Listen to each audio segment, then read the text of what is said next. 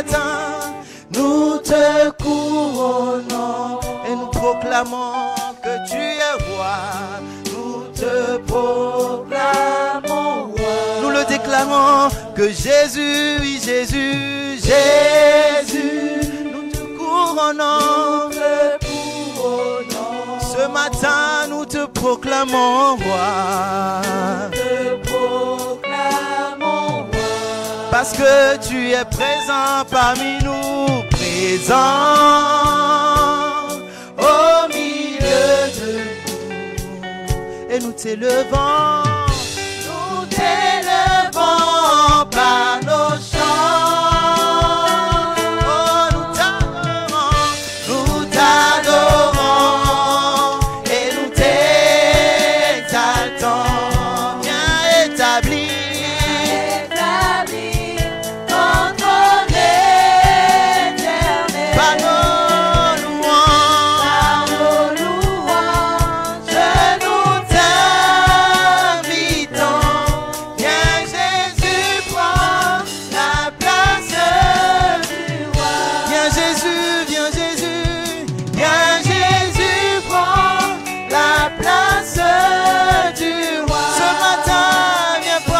place. Viens Jésus, prends la place du roi. Dans mon cœur, viens prendre la place. Viens Jésus, prends la place du roi. Par ta parole, viens prendre la place. Viens Jésus, prends la place du roi. Seigneur notre Dieu, nous te bénissons et nous te célébrons ce matin. Seigneur, c'est un privilège que de nous approcher de toi. Seigneur, il est heureux celui que tu invites et que tu admets dans ta présence. Et ce matin, Seigneur, nous voulons dire que nous sommes heureux, Seigneur, de nous approcher de toi. Seigneur, de réaliser encore que tu t'es déplacé. Seigneur, que tu as fait un mouvement vers nous. Seigneur, pour nous sauver, pour nous donner un avenir plein d'espérance. Seigneur, c'est toi que nous voulons célébrer, l'auteur de notre salut, l'auteur de notre joie, l'auteur de notre bonheur, celui qui nous donne, Seigneur, une destinée glorieuse. Seigneur, que la gloire te soit rendue de ce que, oui, tu fais toutes choses, Seigneur, pour notre bien, pour notre édification, mais aussi pour la gloire de ton nom. Seigneur, prends la place qui t'est due, prends la place qui te revient ce matin dans nos cœurs, dans nos pensées, dans cette assemblée. Prends la place, Seigneur, qui t'est due. Oui, Seigneur, alors que nous voulons écouter ta parole encore ce matin, Seigneur, nous voulons tout simplement que tu encourages. Seigneur, viens exhorter, viens réconforter. Seigneur, viens consoler quelqu'un.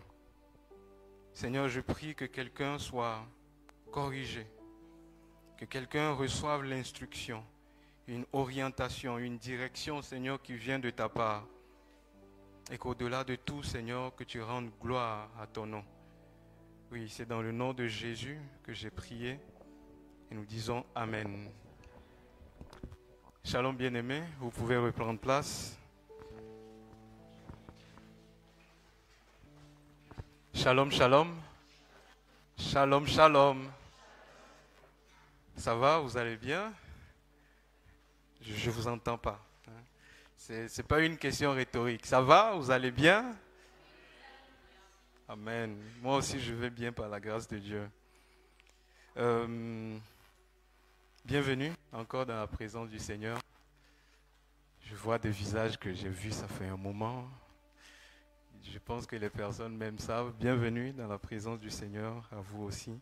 Je vous ai demandé de vous rasseoir, mais voilà, je vais vous demander encore de vous tenir debout. Nous allons lire le passage qui fera l'objet de notre prédication de ce matin.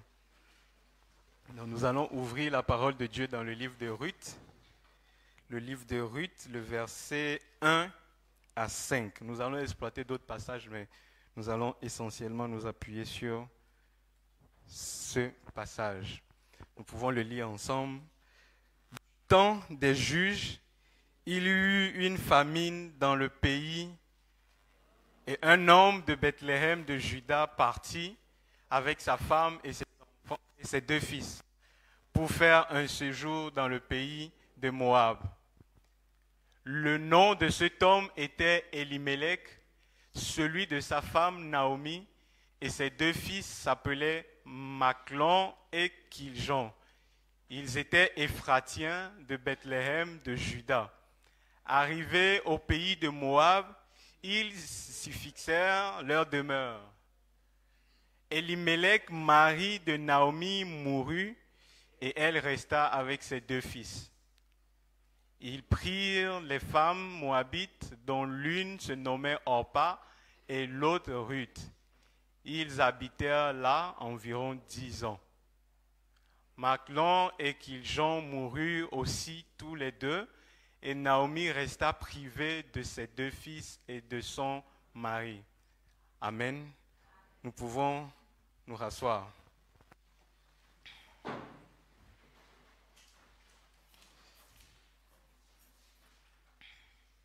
Bien-aimés dans le Seigneur, si vous avez fait culte avec nous, si vous avez adoré avec nous, au moins 2 dimanches en arrière, sûrement que vous avez entendu des annonces concernant un événement spécial, une activité spéciale, qui disait que du 20 au 22, ce serait le week-end du CEI. Qui était là 2 dimanches en arrière? Amen. Donc, aujourd'hui, ou plutôt depuis le vendredi, c'est ça, et dans toutes les paroisses de l'église de l'EAM, donc dans toutes les paroisses de l'EAM au Maroc, nous célébrons ce que nous appelons communément le week-end du CEI, mais le week-end de la migration. Et la modératrice a su bien présenter ce que c'est. Donc, quand on parle de week-end de CEI, il s'agit bien de quelque chose de, j'ai envie de dire, de spécifique. Donc, je suis bien curieux de savoir qui c'est quoi le CEI. On parle souvent du CEI, le CEI, permanence du CEI. Qui c'est quoi le CEI? Non, pas toi. Ok, Sébastien, est-ce que... Ok, voilà. Que le Seigneur te bénisse. Donc, le CEI, c'est le comité d'entraide internationale. Est-ce que quelqu'un d'autre sait ce que fait le CEI? Non, pas toi. Est-ce que quelqu'un d'autre sait ce que fait le CEI? Soit le CEI est trop invisible, qu'on ne le voit pas, on ne sait pas ce qu'on fait, voilà, je vais dire ça comme ça, ce qu'on fait exactement, ou bien on le sait, mais on ne veut pas parler.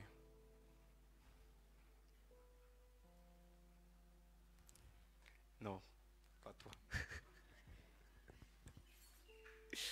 Léa avait, pas Léa, Awa avait levé la main. Tu peux nous dire ce que fait le CEI? Voilà.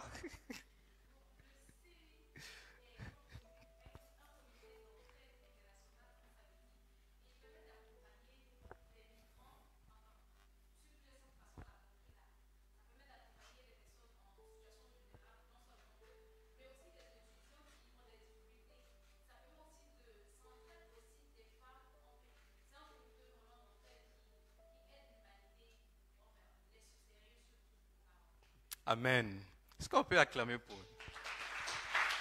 Quand même. Je sais que si on donne le micro aux membres du CEI, ils donneront plus de détails, mais bon, on n'a pas le temps pour ça. Mais elle a dit l'essentiel. La sœur Victoria a eu à le dire aussi avec ses mots. Le CEI, c'est un département de notre église. On peut dire que c'est aussi une commission, ok, parce que nous fonctionnons sous le leadership de nos pasteurs et des membres de nos CP. Donc, le CEI est le bras diaconal de notre église. Et on entend par bras diaconal, c'est comme, je vais utiliser le terme, le département de l'église qui s'occupe d'assister les personnes migrantes subsahariennes, je précise, ici au Maroc, en situation de vulnérabilité. Donc, ça peut être des personnes que nous rencontrons au quartier, ça peut être des personnes que nous voyons quand nous venons au centre-ville, ça peut être des étudiants, parce qu'il a parlé des étudiants. Et c'est à travers de ce département-là que l'Église cherche ou tend à manifester vraiment l'amour de Jésus-Christ dans le monde, mais particulièrement au Maroc. Amen. 1 Jean 3, le verset 16 à 18, nous dit « Voici comment nous savons ce que c'est que d'aimer. » Voici comment nous savons ce que c'est que d'aimer. Jésus-Christ a donné sa vie pour nous. Nous devons nous aussi donner notre vie pour notre prochain. Si quelqu'un qui possède du bien en ce monde voit son frère dans le besoin et lui ferme son cœur, l'amour de Dieu ne peut être présent en lui. Si quelqu'un qui possède du bien en ce monde voit son frère dans le besoin et lui ferme son cœur, l'amour de Dieu ne peut être présent en lui. Mes enfants, que notre amour ne se limite pas à des discours et à de belles paroles, mais qu'il manifeste sa réalité par des actes. Je pense que c'est conscient de cette parole-là que l'Église a essayé de mettre sur pied ce département.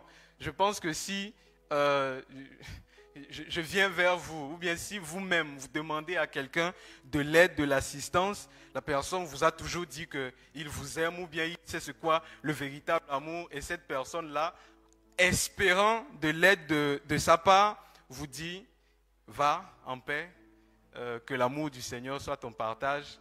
Je ne sais pas comment tu vas réagir, mais moi je pourrais lui dire, je ne mange pas l'amour là. Ce n'est pas de ça dont j'ai besoin. N'est-ce pas? Donc l'Église aussi, au travers du CEI, donne des paniers alimentaires concrètement. Okay? Concrètement, donne des colis alimentaires. Et il y a aussi tout ce qui est assistance ou accompagnement médicaux ou médical. Assistance médicale, accompagnement médicaux. Donc nous accompagnons des personnes qui nous contactent, donc au travers de notre numéro WhatsApp, ou en voyant le responsable ou bien un membre de la commission, qui ont des ordonnances. Donc des personnes qui ont des ordonnances pour les médicaments, pour les radios, les scanners, les analyses. Voilà, nous les accompagnons, nous fixons un rendez-vous avec eux et nous les accompagnons pour faire cela. Et parce que c'est très important aussi, nous donnons aussi le lait maternisé. Okay?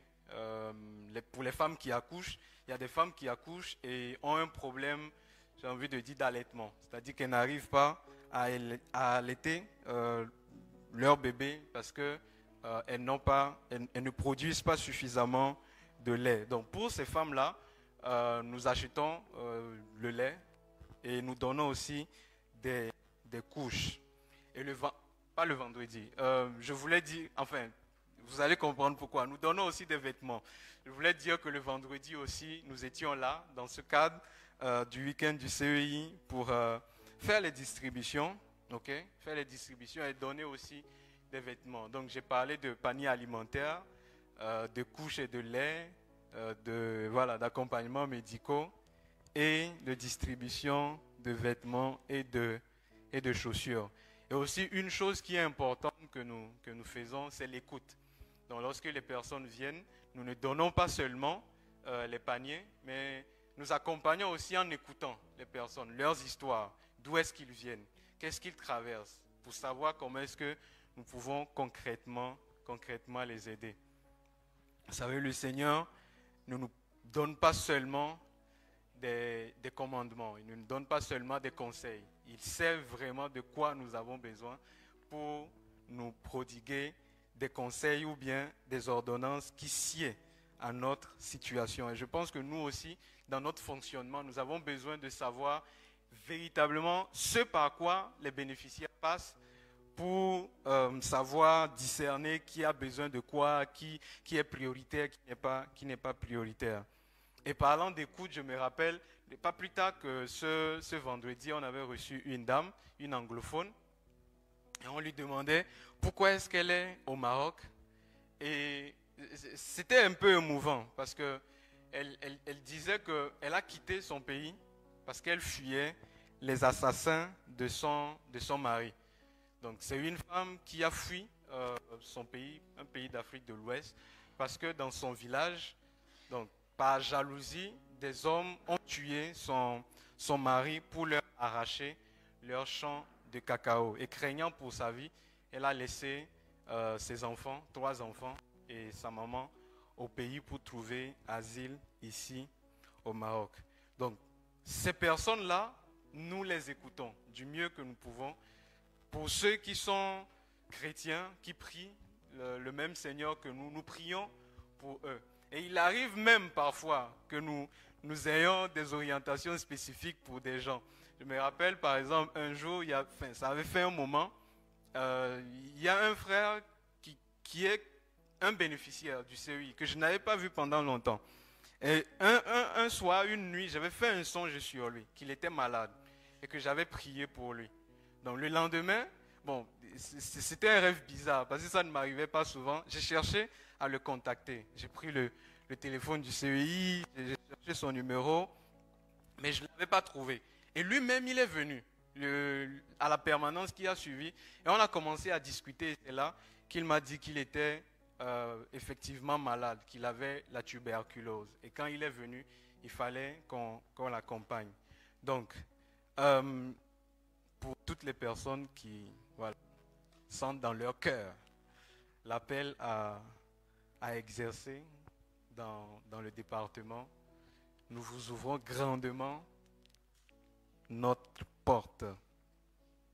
Et je ne saurais parler du CEI sans citer, je ne peux pas dire les femmes, et les hommes, pardon, je ne peux pas dire les hommes parce que je suis le seul, mais sans citer les femmes de feu qui ont un grand cœur, avec qui nous collaborons pour que cette mission de l'Église soit atteinte.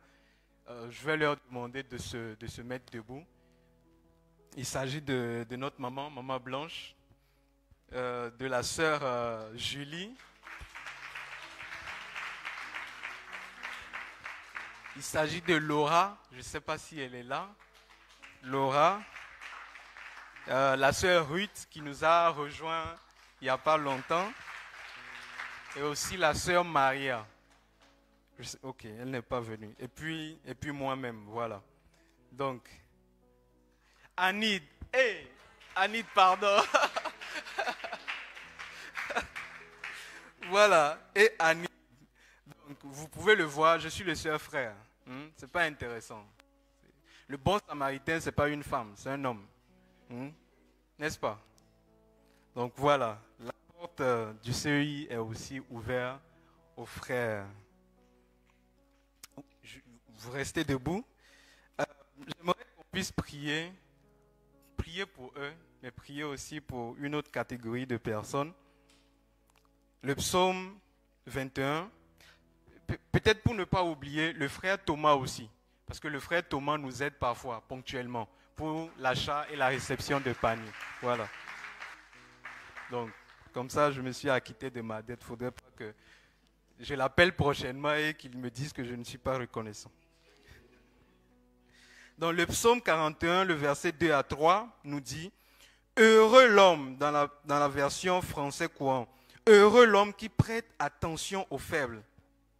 Heureux ou heureuse les femmes ou la femme qui prête attention aux faibles.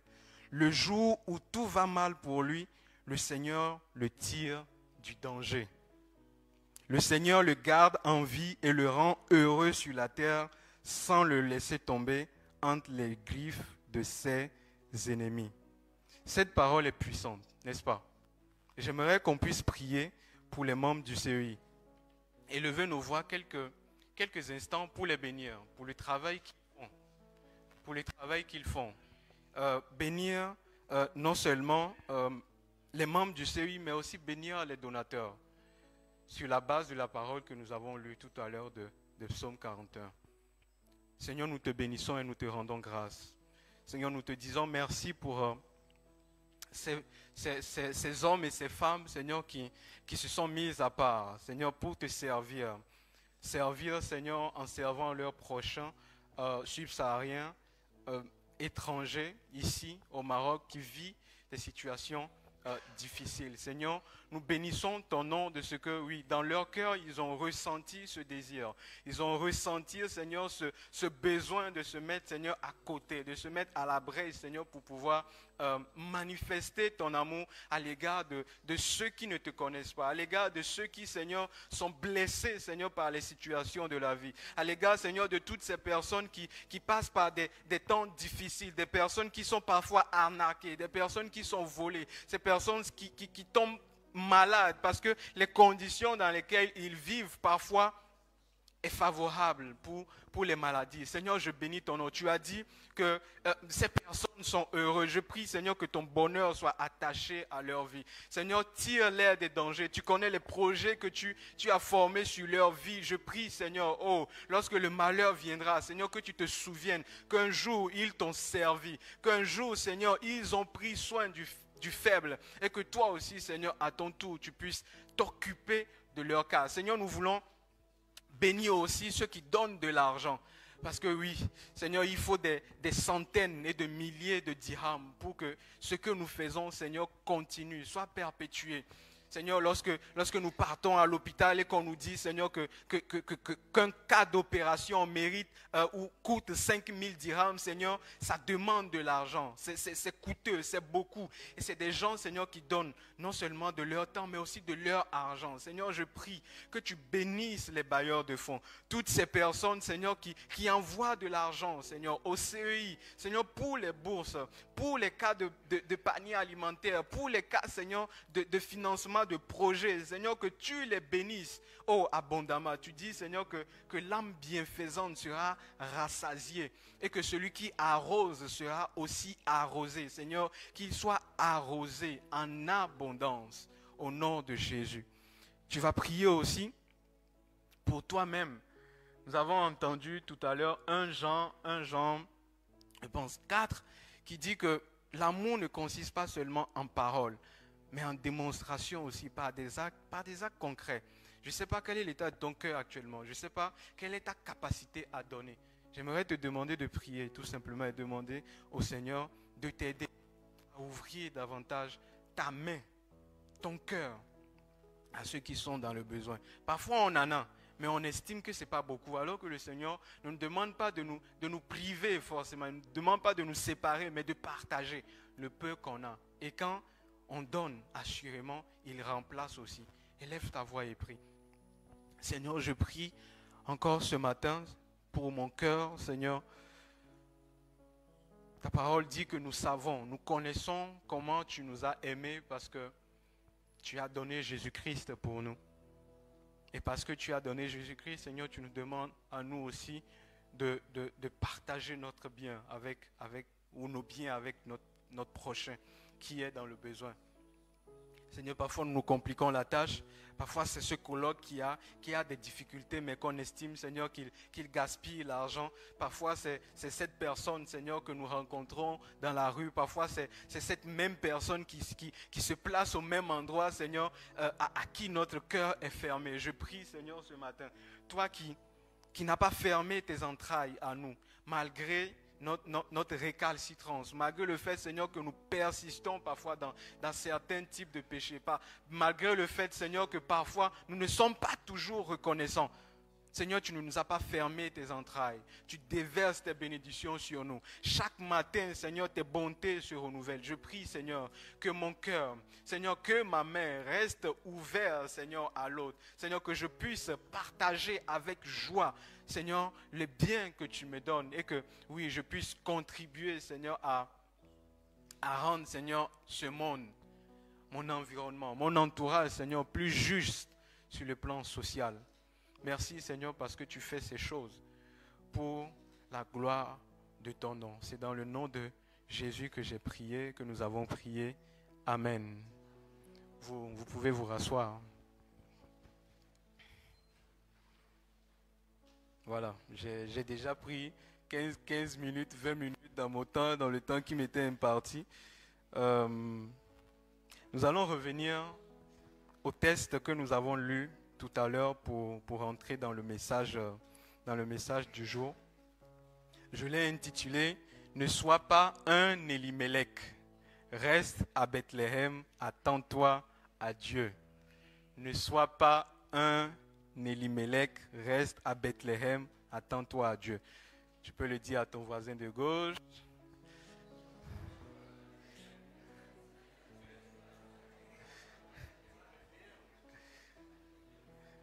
Voilà, ne sois pas un Élimélec, reste à Bethléem, attends-toi à Dieu. Amen. Vous savez, quand on lit le livre de Ruth, c'est souvent dans le contexte des femmes ou activités des femmes à l'église. Donc quand on dit qu'il y a un programme des femmes, une activité, les intervenants souvent utilisent le livre de Ruth. Et c'est leur livre préféré, n'est-ce pas?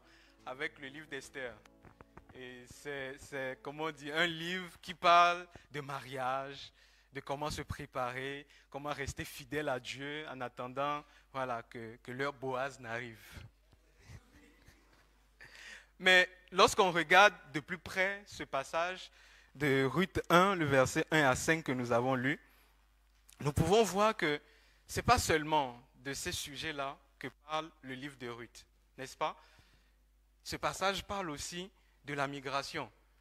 Donc on nous dit qu'un homme, pour une raison ou une autre, va décider de partir de Bethléem pour aller à Moab. Et vous savez, la sœur Victoria tout à l'heure nous a défini c'est quoi la migration. Lorsque je préparais ce moment, je me suis rappelé du fait qu'en réalité, la migration, ce n'est pas seulement les hommes qui migrent. Vous le savez, n'est-ce pas? Ce n'est pas seulement les hommes qui migrent. Ce n'est pas seulement les hommes qui décident de se déplacer d'un pays. Ce n'est pas seulement, je vais dire, Rivas qui quitte la Guinée équatoriale pour venir au Maroc. Je ne sais pas. Je vais dire Weeds qui quitte Haïti pour le Maroc. Ou encore des gens qui ont des projets ici de migrer, de quitter le Maroc pour la France ou bien pour les États-Unis. Ce n'est pas seulement les hommes. On nous dit, les scientifiques nous disent aussi, ou plutôt la nature même nous dit que les oiseaux aussi migrent. On dit il y a des oiseaux. Qui sont les anciens? Les anciens, vous connaissez le riz col vert. Voilà, l'oiseau qui a le col vert quitte la Russie en hiver pour venir en Espagne. En attendant que l'hiver ne passe et ensuite retourne en Russie. Il y a aussi les taureaux d'Allemagne qui descendent en Italie pendant l'hiver. Et il y a des oiseaux de l'Angleterre, de la France, qui viennent carrément en Afrique pendant l'hiver pour y séjourner, parce que les conditions sont réunies. Il fait chaud, il y a de la nourriture, ils peuvent manger facilement en attendant de repartir. Ça, c'est les oiseaux. Il y a aussi les poissons. Les poissons aussi migrent. Par exemple, le saumon migre souvent pour aller, on va dire, je ne sais pas ce qu'on dit, c'est éclore, c'est pondre ses œufs dans un autre territoire que son territoire habituel. Et il y a aussi les tortues. Généralement, les tortues naissent dans un endroit et grandissent dans un autre parce que les mamans se déplacent souvent pour rechercher les conditions qui sont réunies pour que les œufs de tortue puissent, voilà, s'éclore. Et lorsqu'on revient dans Ruth, le chapitre 1, on voit que Elimelech va décider de quitter donc Bethléem parce qu'il y a eu famine dans le pays. Et c'est la raison, c'est à titre indicatif, mais c'est la première raison qu'on nous donne, ou la seule raison même qu'on nous donne, qui fait qu'il décide de migrer. Donc, on voit que, enfin, que ce soit les animaux, que ce soit les oiseaux, les tortues, les hommes se déplacent. Les hommes migrent pour chercher de meilleures conditions de vie. Donc, personne ne se lève pour quitter son pays parce que, voilà, la tête du président ne lui plaît plus, ou bien les gens volent tellement l'argent dans le pays n'évolue pas. Bon, il va partir. Il y a des raisons profondes. Il y a cette volonté. C'est comme si Dieu a mis quelque chose en l'homme que j'appelle, que j'appelle, mais qu'on appelle aussi la force vitale ou l'énergie vitale qui pousse tout homme à se préserver. Donc, lorsque les moments de difficulté arrivent, chacun est poussé naturellement à chercher les meilleures conditions pour sa vie. Quelqu'un peut rester sans travail si la personne trouve à manger. Je sais que bien sûr, à un moment, il y aura le besoin d'accomplissement qui va naître et la personne va travailler. Mais si la personne a de quoi pourvoir à ses besoins, bon, la personne est tranquille.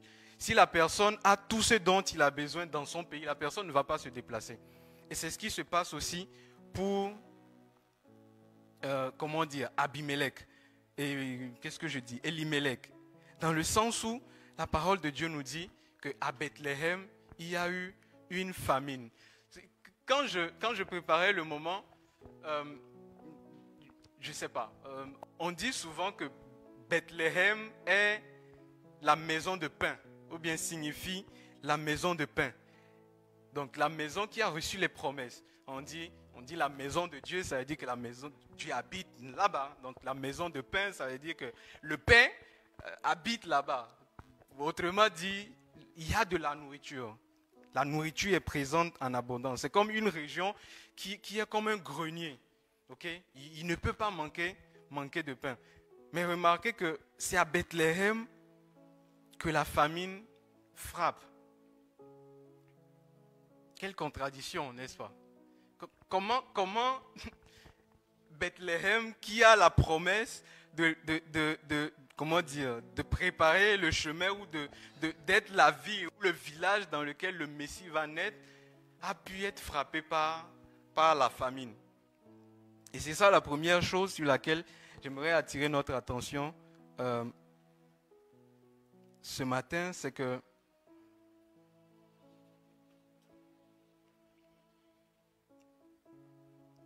le Seigneur peut placer une bénédiction quelque part. Le Seigneur peut placer une bénédiction quelque part. Mais il peut permettre aussi pendant un moment donné, un temps ou une saison d'épreuve, là où sa bénédiction est présente ou a été libérée, a été donnée. J'ai envie de dire,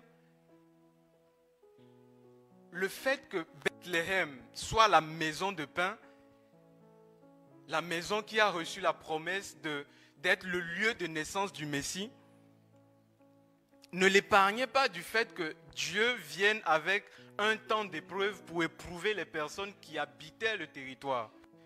Et pour nous aujourd'hui, cela nous montre que peu importe la quantité, mais aussi la qualité de prophétie ou de promesse qu'on peut recevoir, on sera éprouvé. Je ne nous révèle rien, mais juste un rappel. On sera éprouvé. Et le Seigneur le fait justement pour nous préparer, pour préparer notre foi à la gloire à venir. Vous savez, on est en train de parler de la gloire de Dieu. La gloire vient aussi après des temps d'épreuve. Et c'est Dieu, je le crois, parce que dans Amos 4, le verset 6, le Seigneur va dire que c'est lui qui envoie la famine, c'est lui qui envoie le manque de pain.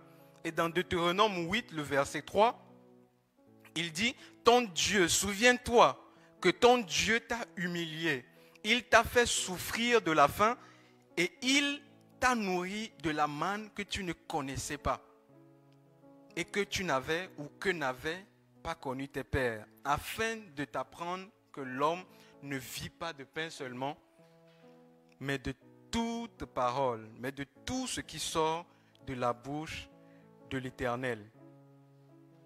Et je ne sais pas comment est-ce que vous réalisez ce qui va pousser Elimelech à quitter, Bethléem. Mais la parole de Dieu nous dit dans 2 Rois 6 qu'il y a eu un cas de famine similaire. Okay? Il y a eu un cas de famine similaire plus tard, au temps d'Elimelech, au point que la tête d'un âne, donc la nourriture était devenue rare. Il n'y avait pas à manger. la nourriture était devenue tellement rare que la tête d'un âne, qui est un animal impur, coûtait 80 pièces d'argent. Je n'ai pas l'équivalence en dirham, mais j'ai l'équivalence on dit quoi, en valeur de bien. Et on le trouve dans Jérémie 32, le verset 9. La Bible nous dit que Dieu va demander à Jérémie d'acheter un champ, d'acquérir un champ. Et ce champ coûtait 17 pièces d'argent. Donc vous remarquez qu'en temps de famine, l'inflation est tellement grande que la tête d'un âne qu'on ne mange pas habituellement, c'est comme un chien en fait. Vous voyez, le chien est l'animal de compagnie ou bien le chat. C'est vrai que dans certaines, ok, les gens, bon, ok. Mais imaginez, donc pour le chien, pour quelqu'un qui... c'est peut-être, voilà, un animal de compagnie, ce qui n'est pas le cas de l'âne, mais quelque chose qu'on ne mange pas, ok? Ou voilà, un instrument de travail.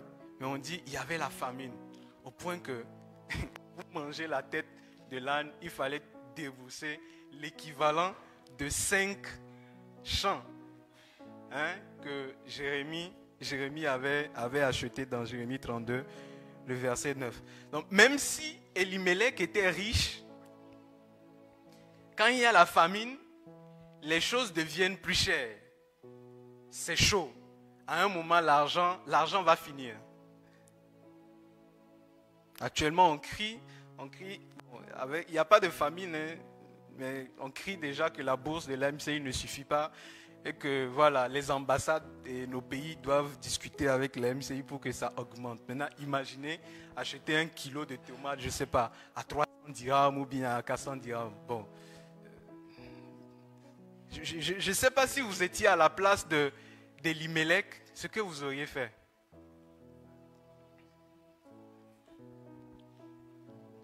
Vous êtes parents, père, vous avez une femme et 2 fils, et il y a la famine. Et vous habitez un territoire où la promesse est rattachée, que c'est la maison de pain, la maison où le pain ne manque pas. Mais voilà, vous avez des enfants. Vous faites comment? En fait, je réfléchissais à ça, je me dis, si j'étais à sa place, j'aurais sûrement fait pareil. Parce que je ne veux pas qu'on me traite de père irresponsable. Moi, je peux supporter la faim. Je peux peut-être aller, je ne sais pas, manger ce qui n'est pas mangeable, juste pour être en vie. Mais ce que je peux manger, comment est-ce que je peux avoir le courage de donner ça à mes enfants? Donc, malgré la promesse, il va décider de partir. Et il part justement parce qu'il n'a pas su discerner que c'était un temps d'épreuve, en vrai. Et je mesure bien les mots que j'utilise, dans le sens où je viens de dire tout à l'heure qu'il y a la famine, que même s'il était riche, à un moment ça va finir. Qu'est-ce qu'il va devenir? Lui et ses enfants. Lui et ses enfants. Mais surtout ses enfants et sa femme. Mais il n'a pas compris que c'était un temps d'épreuve. L'épreuve peut être compliquée. L'épreuve en fait, l'épreuve ne vient pas simplement pour nous titiller. L'épreuve ne vient pas seulement pour, comment je peux dire, pour nous amener à prendre conscience que les temps difficiles existent aussi. Non, l'épreuve vient vraiment avec des difficultés. Mais quand l'épreuve vient, qu'est-ce qu'on fait? Je m'adresse ce matin essentiellement à des étudiants.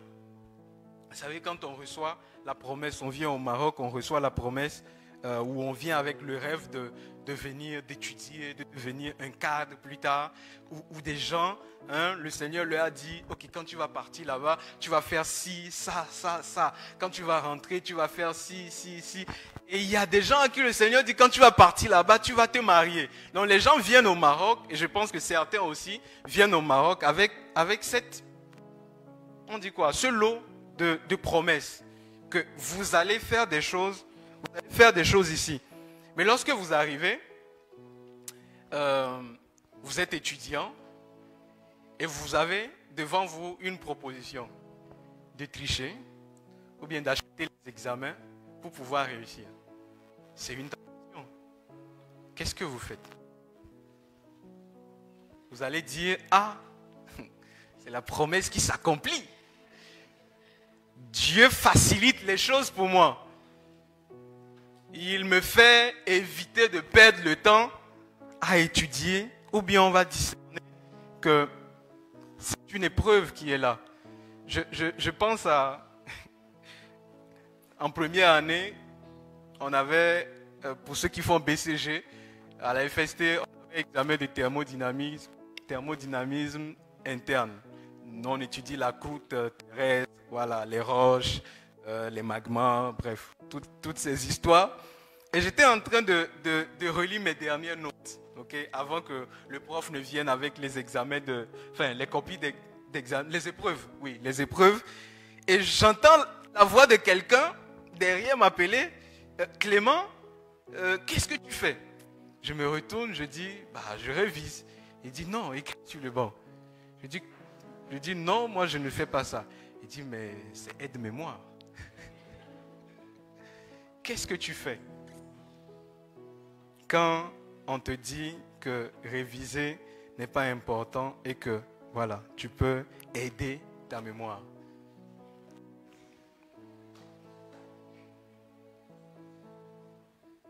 C'est drôle, mais c'est des choses qui arrivent. Souvent, et beaucoup échouent par rapport à ça.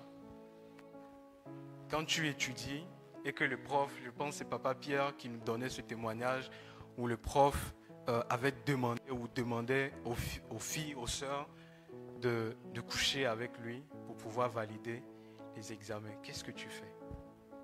Qu'est-ce que tu fais? Peut-être que la famine, pour toi, ce n'est pas le manque de nourriture forcément, mais le fait que les parents n'envoient plus d'argent. Les parents n'envoient plus d'argent. Peut-être pour les sœurs, bien pour les frères. La bourse aussi est coupée. Tu es venu au Maroc pour travailler, mais les opportunités ne sont pas là. Tu cherches, mais bon, c'est compliqué. J'avais écrit sur mon statut, quand on te regarde au Maroc, on pense que tu es arrivé. Parce que tu fais les photos, voilà, dans des endroits, et tu ne peux pas rentrer comme ça aussi, parce que c'est chaud. Mais, et là, tu as la proposition de travailler. Mais pour travailler, tu dois mentir aux gens. Pour ce travail, pour gagner l'argent, tu dois mentir. Qu'est-ce que tu fais? Qu'est-ce que tu fais? Tu as la promesse. Mais qu'est-ce que tu fais? Ou bien, voilà, tu as besoin d'argent et le frère, voilà, un frère vient et te dit, je vais régler tes problèmes. À condition que tu rentres dans un mini foyer avec moi. Qu'est-ce que tu fais? Tu vas dire, ah Seigneur, j'avais la promesse de mariage. C'est ma saison qui est là. Qu'est-ce que tu fais? Vous savez, on n'a peut-être pas besoin de vivre la famine, nous. Mais on passe par des épreuves qui rappellent un peu ce que Elimelech a vécu, qui était déterminant pour, j'ai envie de dire, pour sa destinée. Pour sa destinée.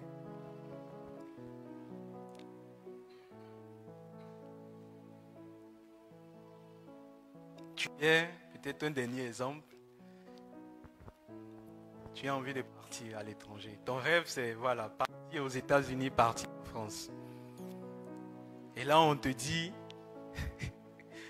pour voyager, tu vas falsifier tes documents. Tu fais comment?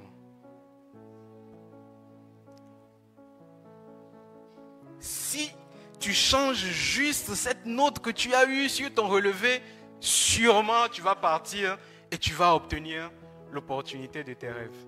Qu'est-ce que tu fais? Qu'est-ce que tu fais?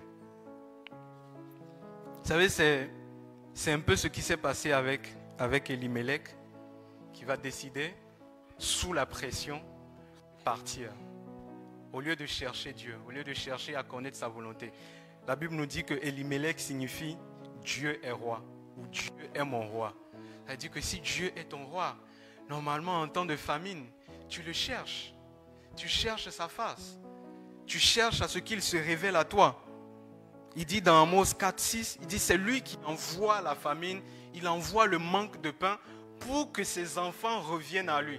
Ça veut dire qu'il ne peut pas envoyer la famine ou le manque de pain dans un territoire qui est béni à la base simplement pour détruire la personne. Simplement pour nous détruire.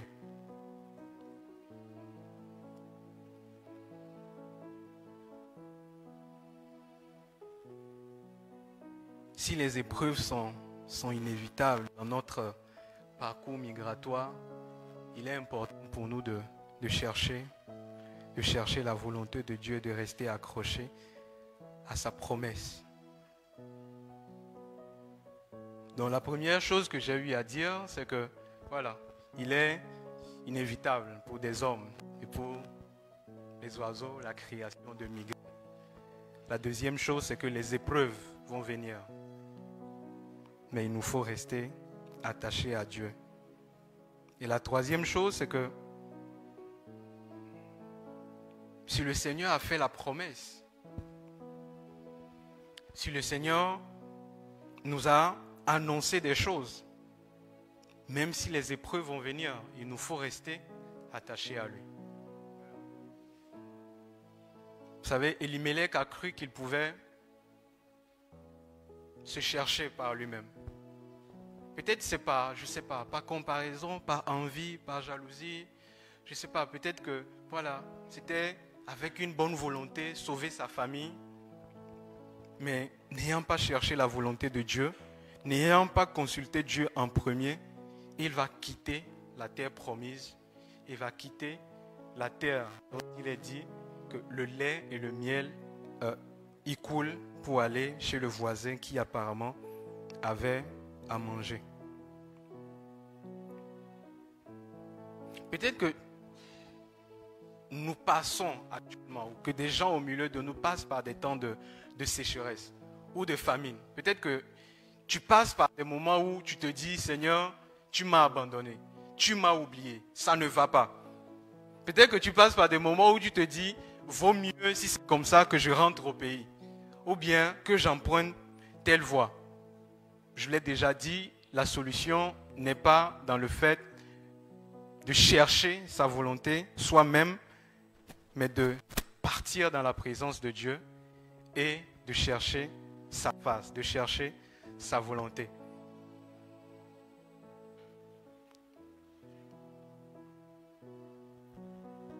J'ai envie de dire, dis à ton voisin, ne sois pas un Elimelech.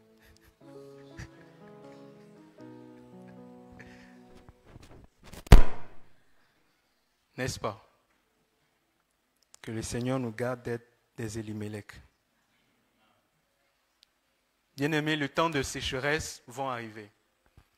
On est déjà passé par des temps de sécheresse, des temps de disette. Mais ça va arriver, ça ne finira pas. On a dit qu'on va de gloire en gloire. Et à chaque fois que le Seigneur a envie de nous bénir ou de nous amener dans une gloire supérieure, il va précéder cela par un temps d'épreuve. Un temps d'épreuve où malgré les promesses qu'on a, le Seigneur nous visite quand même avec l'épreuve. Et si vous remarquez, plus tard dans le chapitre 1, la Bible nous dit que Ruth va décider Naomi va décider de repartir à Bethléem parce qu'elle a appris que Dieu a visité son peuple.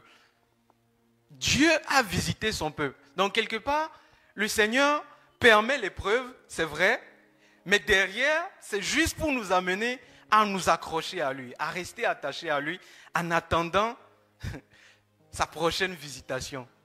Parce qu'elle est certaine. Peut-être que Elimelech aurait dû patienter un peu. Peut-être qu'il aurait dû attendre un peu pour que le Seigneur se révèle, voilà, à lui pour lui montrer une situation. Enfin, une solution pour lui montrer quoi faire. Si tu as des doutes, va le chercher dans la prière. Vous savez, il arrivera des moments, je me rappelle, j'ai déjà donné ce témoignage plusieurs fois, c'était en master. je n'avais plus de bourse pour la licence. Et j'avais postulé pour la MCI, pour la bourse de master. En août, septembre, on me dit que j'avais la bourse. Okay? Mon nom était sur la liste. Mais c'est en octobre qu'on me demande de ramener ou bien d'apporter mes documents pour qu'on active en quelque sorte la bourse. Et j'étais content parce que je me dis, bon, j'allais avoir la bourse. Mais c'est en mars que j'ai touché la première bourse, la première tranche. C'est en mars. Et entre septembre et mars, c'était chaud. Très chaud. Mais le Seigneur m'a fait grâce. Mais c'était un moment que je n'oublie pas. Parce que c'était un temps où j'ai prié pour moi-même, pour cette bourse comme jamais. Un temps où je me réveillais. Je pars en voyage, je prie. Je me déplace, je prie. Parce que je voulais que cette situation soit réglée. Et j'étais avec Marc à l'époque, le frère Marc. Ce qui s'est passé, c'est que on a reçu un nouveau qui venait d'arriver et on n'avait pas encore trouvé de maison pour lui. Et il avait la bourse. Et il a dit, bon, ok, puisque vous m'avez accueilli et que vous passez par des temps difficiles, ce que j'ai prévu pour la maison, merci beaucoup, ce que j'ai prévu pour la maison, je vais mettre cela à notre disposition pour qu'on puisse manger, patienter, en attendant que le Seigneur se manifeste. Genèse 26, le verset 2 à 3 nous dit, le Seigneur apparut à Isaac et lui dit, ne va pas en Égypte, mais installe-toi dans le pays que je t'indiquerai. Séjourne-y, je serai avec toi et je te bénirai, car c'est à toi et à tes descendants que je veux donner tous ces territoires. J'accomplirai ainsi la promesse que j'ai faite à ton père Abraham. Deuxième passage, 2 Rois, le chapitre 8, le verset 1, nous dit, il s'agit de la femme, je pense, Tounamite, que Élisée a fait, dont Élisée a ressuscité l'enfant. La parole de Dieu dit au verset 1er, Élisée dit à la femme dont il avait fait revivre le fils, lève-toi, va-t'en, toi et ta maison, et séjourne où tu pourras, car l'Éternel appelle la famine, et même elle vient sur le pays pour 7 ans. En fait, les moments d'épreuve et d'incertitude, comme je l'ai dit, sont normaux. Mais pour ceux qui cherchent la volonté de Dieu, ceux qui s'attendent à Dieu, le Seigneur saura les orienter. Peut-être que ce sera un moment où le Seigneur va te dire, attends, reste dans le pays, je vais te bénir là. Ou même le Seigneur va te dire, va-t'en. Elimelech, dans son cas, il est parti sans attendre le Seigneur. Peut-être que le problème d'Elimelech ici, ce n'était pas le mouvement. Peut-être que ce n'était pas le fait de s'être déplacé. Mais c'est le fait de n'avoir pas consulté d'abord le Seigneur. Le Seigneur saura orienter. Le Seigneur saura orienter. La sécurité n'est pas dans le lieu dans lequel on va résider, le lieu qu'on cherche, le lieu qu'on vise. Mais la sécurité réside dans l'obéissance. L'obéissance au fait que, quand je me déplace, je sais que je me déplace avec le Seigneur. Ou bien quand je reste, je sais que je reste avec le Seigneur. Peut-être qu'il y a des gens qui se posent des questions.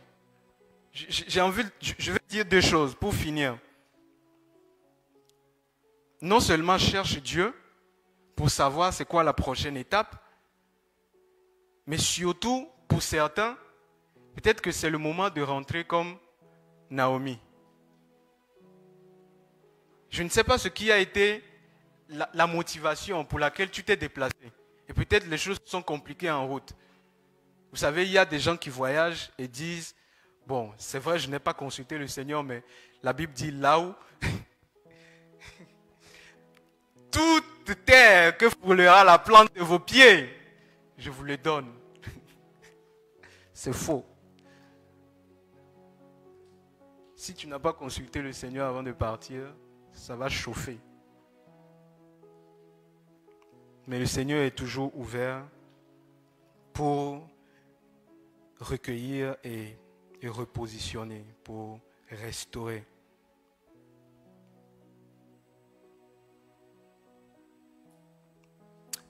Peu importe donc les défis que tu traverses, j'aimerais dire à quelqu'un, souviens-toi que le Seigneur est le maître des temps et des circonstances. C'est ce que Daniel 2, 21 nous dit. Et assurément, il te gardera, il te protégera, il veillera sur toi, comme il a fait jusqu'à présent, pour manifester sa gloire, si tu lui restes fidèle. Si tu lui restes fidèle. Le Seigneur t'aime trop pour t'abandonner. Il t'aime trop pour t'envoyer de l'épreuve qui va te détruire. Mais toi, cherche-le pour savoir que tu marches dans sa volonté. Nous allons prier. Tu vas prier par rapport à ce que tu as entendu. Rendre grâce au Seigneur et lui demander que ses paroles t'accompagnent, qu'il t'aide à y obéir. Seigneur, je bénis ton nom pour ce matin, pour ce temps que tu nous donnes, ce partage, cette exhortation.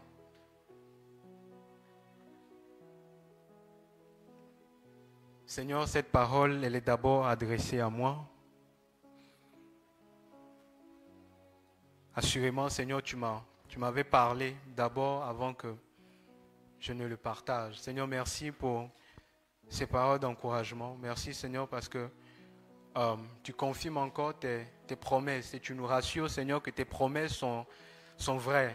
Seigneur, que tu n'es pas un homme pour mentir ou le fils d'un homme pour te repentir. Lorsque tu annonces, Seigneur, des choses sur nos vies, Seigneur, tu le dis et tu vas l'accomplir. Seigneur, si tu permets que des temps d'épreuve arrivent, nous demandons au Dieu que tu nous donnes de rester fidèles à toi. Oh Seigneur, ne permets pas que l'envie et la comparaison, Seigneur, la jalousie, le temps qui passe, Seigneur, la pression sociale nous pousse à poser des actions, Seigneur, qui vont nous éloigner de ce que tu as prévu pour nous. Seigneur, nous voulons migrer avec toi dans notre mouvement, dans notre pèlerinage ici, Seigneur, nous voulons bouger avec toi. Nous voulons nous déplacer, Seigneur, avec toi. Ta visitation, Seigneur, est certaine. Nous pouvons le voir par la suite que tu as visité, par la suite Bethléem. Seigneur, visite quelqu'un ce matin. Seigneur, rencontre quelqu'un dans sa situation. Toi qui as été un migrant sur la terre des hommes. Seigneur, c'est dans tes parcours de déplacement, de voyage, de migration que tu as rencontré cette femme samaritaine et tu lui as parlé. Seigneur, tu as migré vers nous en quittant le ciel pour la terre. Seigneur, rencontre quelqu'un où il est maintenant. Seigneur, par rapport à ce par quoi il passe. Les uns ont besoin, Seigneur, de guérison, de restauration. Seigneur, que tu repositionnes, ô Dieu, leur destinée. Seigneur, que tu ouvres les portes de travail. Seigneur, que tu accordes grâce, que tu apportes sagesse et intelligence, Seigneur, pour que ceux qui sont étudiants, Seigneur, excellent dans leurs études comme Daniel et ses compagnons, migrants, Seigneur, à l'étranger, ont pu exceller. Seigneur, je prie que l'excellence soit notre partage, au nom de Jésus. Seigneur, merci parce que tu es fidèle et que ce que tu promets, ce que tu dis, Seigneur, tu le fais pleinement. Merci Seigneur parce que tu nous places dans des territoires, Seigneur, pour notre bien, mais aussi pour la gloire de ton nom. Parce que lorsque tu nous places quelque part, Seigneur, ce n'est pas seulement pour que nous préservions notre vie, mais aussi pour révéler ta gloire. Merci Seigneur parce que tu manifestes ta gloire, Seigneur, dans cette nation au travers de nous. Que la gloire te soit rendue pour les projets de paix et non de malheur que tu as prononcé sur nos vies. Que la gloire te soit rendue, Seigneur, de ce que tu nous donnes un avenir plein d'espérance. Que la gloire te soit rendue dans le nom de Jésus-Christ. C'est en son nom que nous avons prié et nous disons Amen.